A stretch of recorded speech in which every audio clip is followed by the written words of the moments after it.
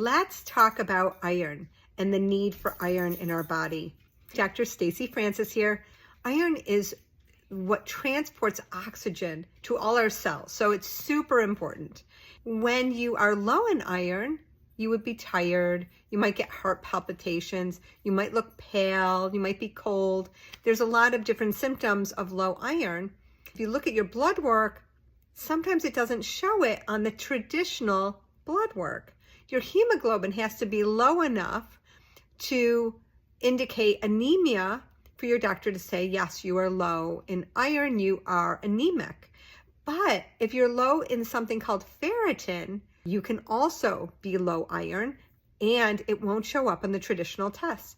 You always want to get a ferritin level, because if your ferritin level's low, you are iron deficient and you're on your way to becoming anemic, but not there yet.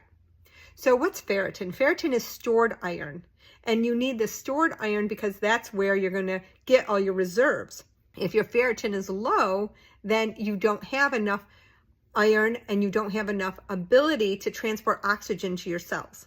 Some people will be iron deficient, ferritin deficient, if one, predominantly female, two, because they have menstrual cycles, and if you're bleeding once a month, especially if you're a heavy bleeder, you're losing a lot of iron that way, right?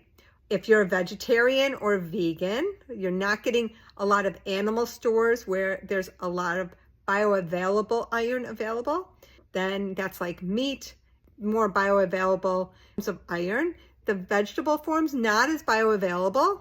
Or if you have had surgery or blood loss, that's the main reason.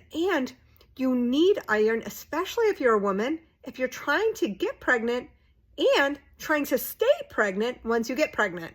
You need enough iron because iron transports oxygen.